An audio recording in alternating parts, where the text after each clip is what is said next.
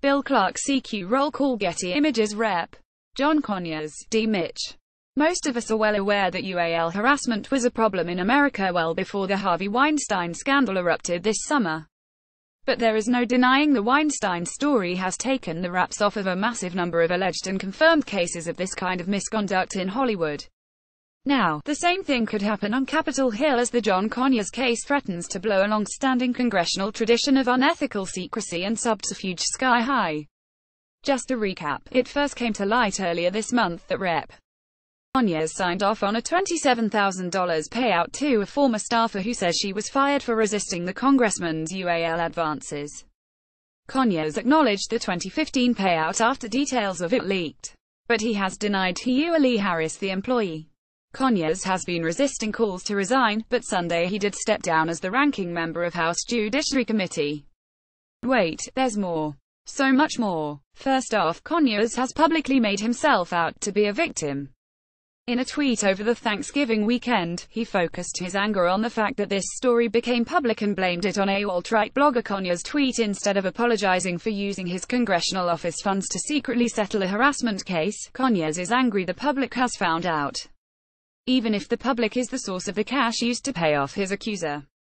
Here's the real reason this could blow up because of this story. We now know that the same congressional office where this complaint was filed against Conyers has settled a total of 264 complaints to the tune of $17.2 million of taxpayer money over 20 years. To be specific, that would be the U.S. Congress Office of Compliance. And so far, we don't know the identity of any of the others named in the complaints. That cover could soon be blown for two reasons. First, we could see a scenario unfold where, like the UAL harassment incidents in Hollywood, people who settled cases with the Office of Compliance will now feel emboldened to speak out. Second, Conyers could start taking down his colleagues if he begins to feel even more threatened. That's what it had like when his attorney Arnold Reed issued a statement explaining why Conyers would not resign. Included in Reed's statement was a sentence that read like a threat: if people were required to resign over allegations, a lot of people would be out of work in this country, including many members of the House, Senate, and even the President. On the surface, that quote could simply be a rhetorical point about how so many other politicians in the past and present have faced similar allegations and managed to get elected and/or stay in office. That list would include President Donald Trump, former President Bill Clinton, and, for now, Senator Al Franken. But the other not-so-hidden message is that Conyers and his attorneys have information on many other members of Congress from both parties who have had similar allegations made against them and settled with taxpayer money through that secretive Office of Compliance. That would be a threat to whomever was the subject of those 264 total settlements, but more like a tantalizing promise for the rest of the country. To be clear, as a citizen, Conyers was certainly deserving of due process to defend himself against allegations of any kind and affix a burden of proof on his accusers. And contrary to House Minority Leader Nancy Pelosi's protestations on Meet the Press Sunday, this case proves he has most assuredly been given that. The problem is that Conyers and his colleagues are not ethically entitled to the use of taxpayer funds and congressional facilities to keep matters quiet and out of court. If this story rightly results in the continuing demand to unseal the details of those other 264 complaints, then you have something that could ensnare a lot of sitting members of Congress. Even if those 264 complaints hit just 20 to 30 current senators and representatives, that could make a huge impact on Congress for a number of reasons. First off, it could speed up a change in the partisan balance of power. Remember, the Senate Republican majority is just held up by a paper-thin 5,248 margin. The Republican majority in the House is 45 seats. But that's not an insurmountable number going into the 2018 midterm elections based on the latest polls. Of course, only the folks at the Office of Compliance know which party and which sitting members have been targeted with the most of those complaints. This is the kind of scandal that could set off mass resignations that give the Democrats majority power. Or it could also help the GOP gain a bigger majority in order to more easily pass struggling bills like tax reform and the on-again, off-again Obamacare repeal. This kind of scandal has helped diffuse congressional powerhouses before.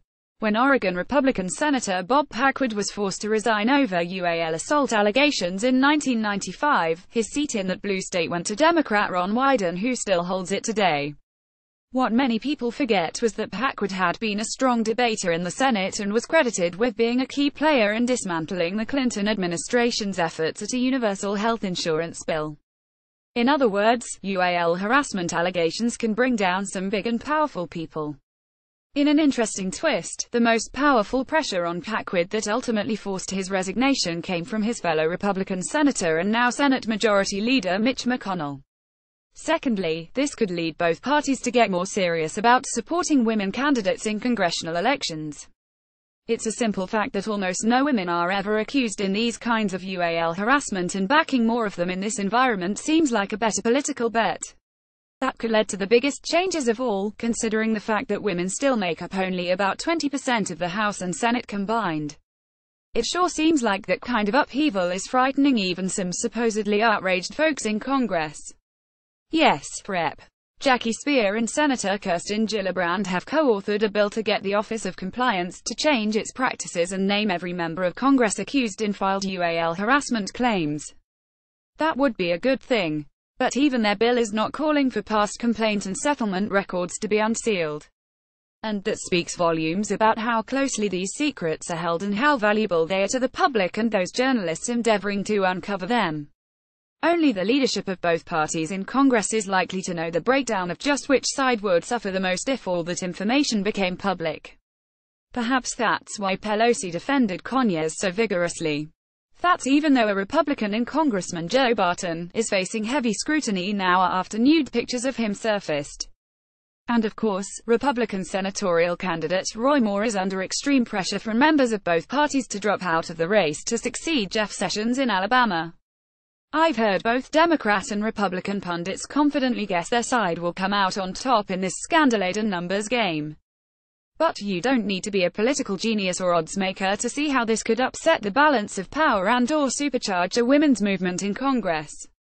And it all really hinges on the unsealing or leaking of those Office of Compliance records. Until that happens, all we know is that the Conyers scandal could turn Capitol Hill completely upside down. But if the way his case was handled is any indication, it's hard to argue that Capitol Hill doesn't completely deserve it. Commentary by Jake Novak, CNBC.com senior columnist. Follow him on Twitter at JakeJackini. For more insight from CNBC contributors, follow at CNBC Opinion on Twitter.